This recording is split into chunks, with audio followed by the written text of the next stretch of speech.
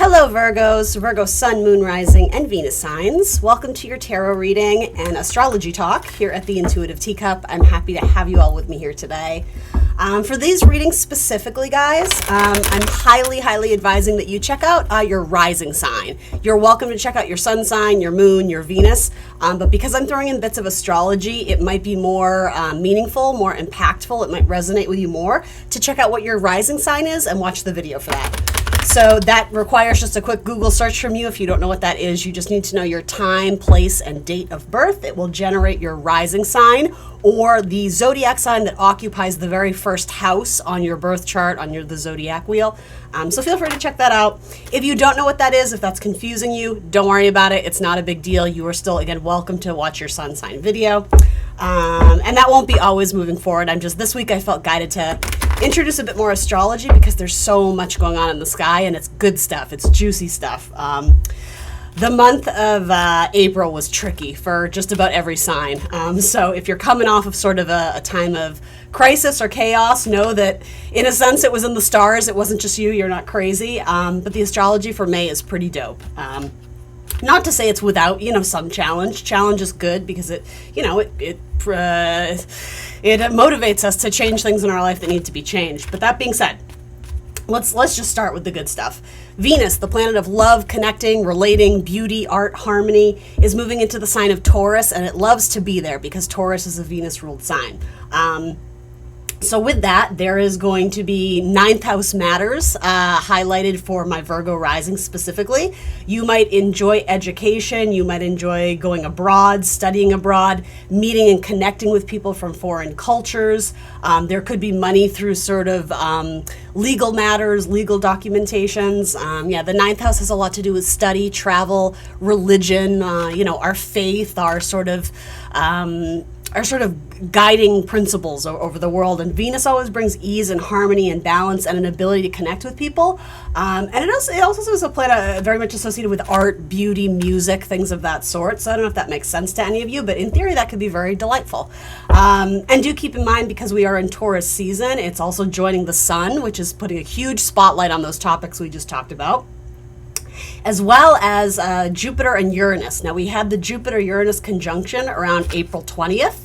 And in theory, that's going to cause some big shakeups, some big waves, but not necessarily in a bad way. I think it could go multiple ways. At bare minimum, you have Jupiter, moving through that area of your chart, that area of your life where there's growth and expansion, opportunities for blessings, abundance. Sometimes Jupiter is again connected with foreigners, travel, spirituality, even children sometimes.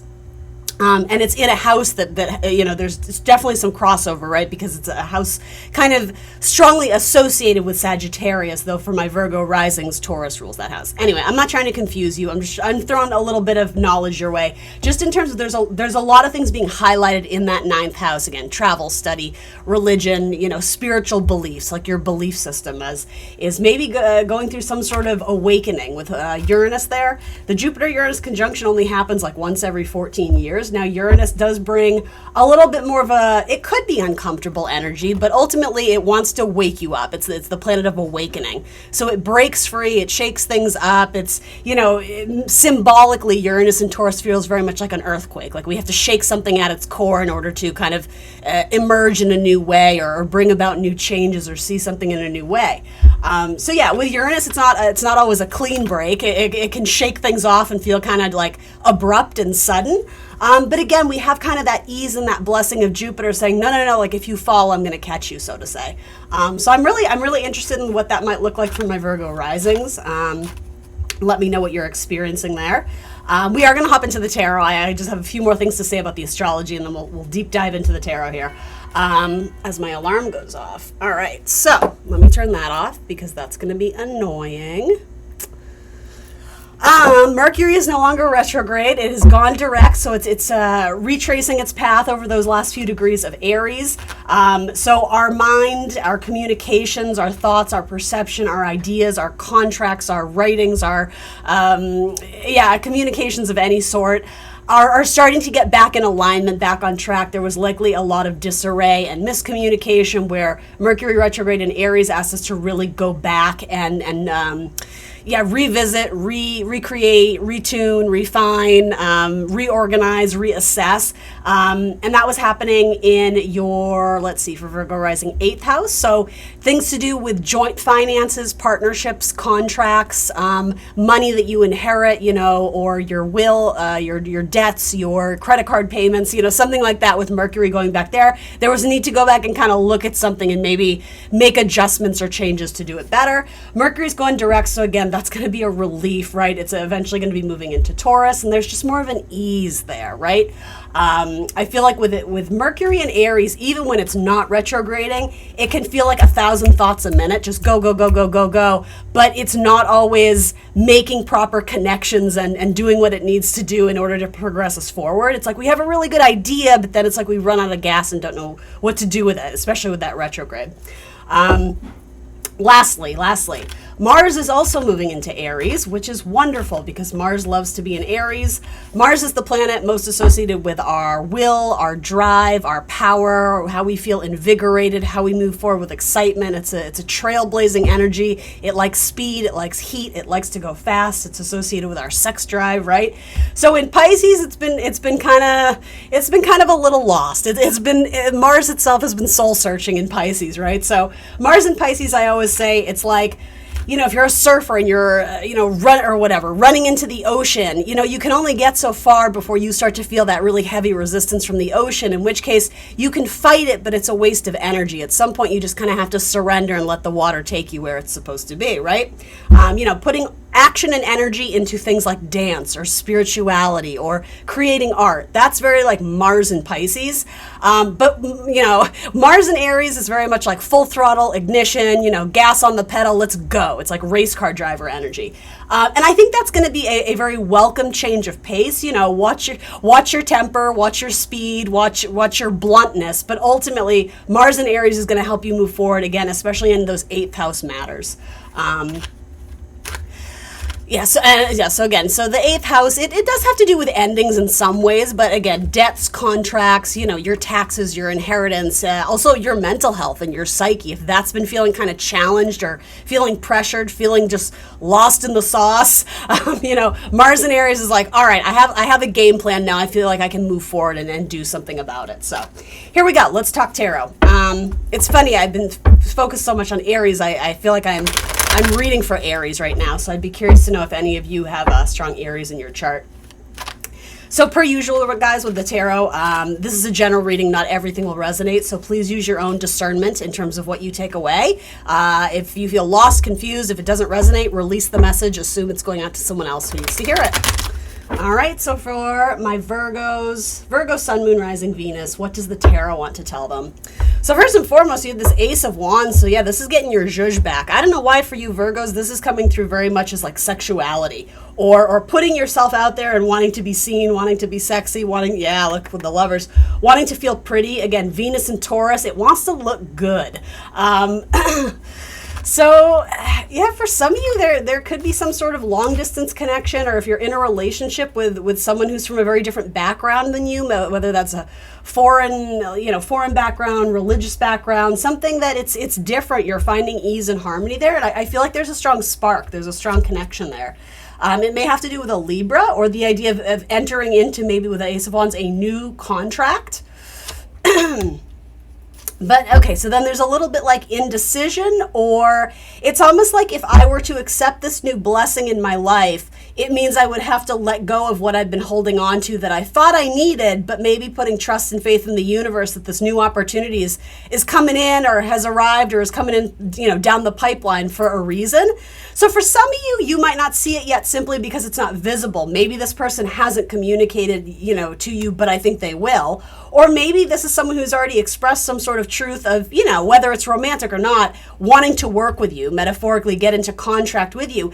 Maybe you're sort of on the cusp of deciding if you want to return the message or bounce the ball back, if you want to move forward with this. So what is this apprehension? Because for some of you, you do see it. You just feel a little bit like, is it feeling right? With the cups, coming through, that has to do with our emotions and our intuition. So frequently with the Four of Cups guy, girl, whoever it is, it's like we're focused on the three, but we don't necessarily notice the fourth one coming through, which, it's like being handed to us from that sort of divine hand, right? It's something coming from the universe, from God, something essentially is being gifted to you. So yeah, I had a feeling. Some of you may still be caught up on an ex, or maybe you're still in communication with someone else in your life and it hasn't necessarily panned out in terms of what you wanted it to be. So then let's talk about this Ace of Cups. What is this? What is the Ace of Cups here? Now, it's possible you could have an ex circling back around. Frequently Mercury retrograde can do that too. But yeah, see, I don't know. I think this Ace of Cups is, you have the card of moving on, right? So, I can view this from a couple different lenses. I would say there might be a new opportunity for you, but it is asking you to move on from your past and put faith in the future, right? Be future focused and future oriented. I mean, be present always, but rather than thinking, oh, it's never going to be as good as it used to be with my ex or with that person, there actually could be something really like awesome in your near future, but you're not necessarily putting stock in it because it's unfamiliar, it's unknown, it's a bit of a dark horse, or something about there's a bit of a mystery and an intrigue to it. I'm almost getting like a Scorpio vibe there. Others of you, maybe you're contemplating if you did have an ex, or even a partnership from the past. Maybe it's work related, a friendship who maybe there was a falling out, or you pushed pause or took a break. It could be that this person is trying to come back in and you're contemplating, well, now that I've established balance and equilibrium on my own, now that it's not sort of weighing heavy on my heart, am I ready to open that door again, or is it going to throw me off? Is it going to bring in more crisis or more drama into my life? Am I better off just moving on and, leaving the past in the past, essentially? So the choice is always yours, guys, right? The tarot isn't going to tell you, yes, do this, no, don't do that. I mean, I think there's energies. So I'll pull a few more cards on this storyline if you're resonating with it, and we'll see what we can get. That's coming through particularly strongly for you guys. Now, maybe that has to do with this Jupiter-Uranus conjunction, because Jupiter does rule your 7th house of partnerships. And yeah, I mean, with the ruler of your sorry, let me rephrase that. Jupiter has been in Taurus, and Taurus is ruled by Venus. Venus has been in your 8th house of endings. So it could be a relationship has really been being put through the fires of purification. We could put it that way. And now maybe you're at that crossroads of like, okay, well, now that we're able to see what we both want and we've had the heavy conversations, how do we want to move forward with this, and does it involve moving forward with each other? But there could be some sort of not unlucky. I didn't mean to say that, but it did come out. But there could be some sort of connection that came from that Jupiter-Uranus. Pisces is ruler of your 7th house. Saturn is moving through there. So it's like, if we're going to move forward with relationships in the coming year, we have to do it in a way where we really hunker down and commit, and we have to have a more serious attitude about it and understand that being in a relationship, it's not all fun and games. It certainly should be fun. And yes, time for games, absolutely. But with Saturn, it's like, it's a responsibility when you're in a relationship. It's not just, oh, what do I need and what do I want? No, you have to have that balance, that scales of justice of like, yeah, but I have to be considerate of the other person.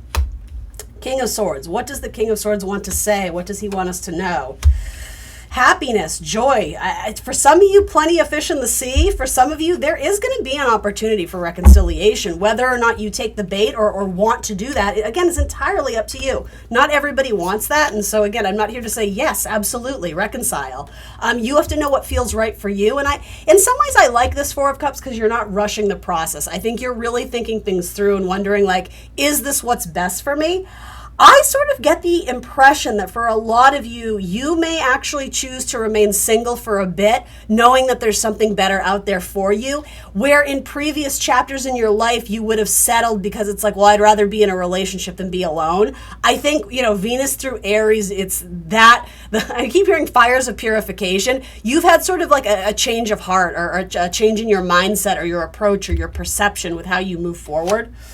Yeah, a lot of you, Wheel of Fortune, it's like there's a lot more out there to be discovered. This may or may not involve a Gemini. It's possible, and I note that specifically because you guys have a storyline unfolding where it's like my Gemini mind is starting to take over, and I can see it going either way. There is no like extreme black or white story, because others of you, the King of Swords is saying, especially if you're dealing with an air sign, I'm going to say that, Gemini, Libra, Aquarius, male, female, whatever they identify as, there could absolutely be an opportunity for a reconciliation, and maybe this time it actually takes root and it starts to grow in a healthy direction. But understand, if that's your story, it probably did come to an end at some point because you guys had sort of some psychological things to work through in how you were participating in relationships and in your own life as an individual and what that looked like when you merged in partnership. And so I think there's a lot more power and a lot more self-respect as you move forward, and better or more healthy boundaries in terms of how much you give versus how much you get. Again, equilibrium is the key there. We both have to show up and have that relationship that is based in reciprocity. Yeah, I mean, I think there's a lot of plans being made for the future, plans of expansion. The more I read tarot, I definitely see the Page of Swords as someone who's thinking about something, which is leading up to a conversation. But to me, the conversation happens when the Knight of Swords comes through.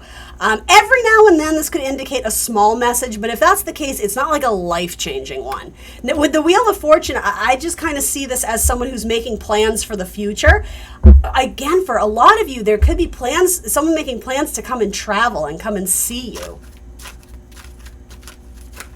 Oh, wow. Okay. So I'm seeing King of Pentacles. So here's the thing. Again, with this Lover's card, there may be choices. There may be options. There doesn't have to be. Maybe this is you, Virgo. Maybe this is you as the King of Pentacles. Again, you don't have to worry about the gender per se, but the element, right? The earth element. There could be something here between an earth and an air sign. I would say they both have they're both fixed, right? So with that, it's like you both have very strong opinions, and I don't know, in some ways there could be a power struggle if both these people like to do it their own way. And so that might be a sticky point when you guys come together and try and recreate something with new guidelines, with new rules. Now, if this is brand new, awesome. You know, the Three of Cups could indicate going out and dating and meeting people and seeing what's up, you know, putting out job applications, your resume, and seeing if you get any bites. There are two very strong offers here. I like that the Kings are showing up. And then, so let's see, you do have your Ten of Cups. So then you have some Saturn energy. So again, that's that responsibility. That's Saturn moving through Pisces, which, you know, symbolically for my Virgos out there is your 7th house of long-term partnerships and contracts.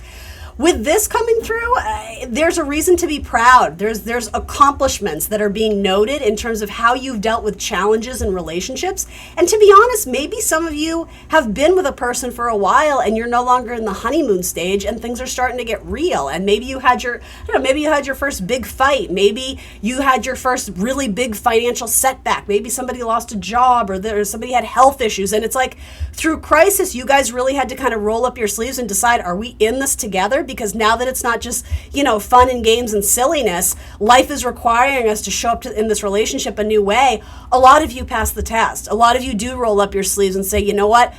My partner is needing a little bit more of me right now, so I'm going to be the bigger person and show up for them in a big way, knowing that, you know, if the roles were reversed, if the shoe was on the other foot, they'd do the same for me. Yeah, I mean, Two of Cups, and then this is undeniably a romance card. So I'm sorry if some of you are looking for work messages. Again, you can choose to view this through a different lens, but this does feel like a lot of you have love on the mind. Yeah, wish fulfillment card, commitment card, you have Aries, Taurus energies, and that's where a predominant amount, or is that the right word? The predominant amount of planets are moving, you know, in your zodiac wheel right now. So again, the 8th house of joint finances is being highlighted, contracts, and psychological, mental health, things that may have been a struggle. But also, again, that 9th house, you know, honestly, it kind of feels like you've had a change in perspective on how you're wanting to live your life. You know, maybe some of you are embarking on a new course of study or taking up more space in your life for spirituality and religion and God or whatever that looks like to you. But if that's the case, you seem to have met your match. It's like there's a partner who wants to go on that journey with you. And I think you're feeling really good about it. With the 9 of Cups, you're feeling very satisfied. It's like, yes, I'm starting to accomplish the big things that I've always wanted for me or for, you know, together in a partnership. There may also be a Capricorn involved here. Here's the thing, you know, we always freak out when we see the Devil card, but we don't need to, because I mean, look at the cards flanking it and surrounding it. Like, achievement, recognition, success, possibly the start of a new relationship, or again, hitting reset to start fresh and, new rules on how we're going to approach each other or how we're going to share the responsibility. That's Saturn in this relationship. This could be a card of fatherhood. This could be a card of marriage. This could be a card of long-term wishes and dreams coming true and feeling more aligned to your future. Again, making plans for your future. Maybe some of you are talking about starting a family or having kids. This is an incredible reading. Awesome. I love it for you, Virgo. All right, thanks for joining me today, guys. Please remember to like the video, subscribe to the channel. If you want more content from me, I am on Instagram and Facebook as The Intuitive Teacup. Feel free to reach out if you want to book a personal reading with me. There's an email in the description box below. Other than that, thanks for joining me today, and I will see you soon for more tarot. Bye, guys.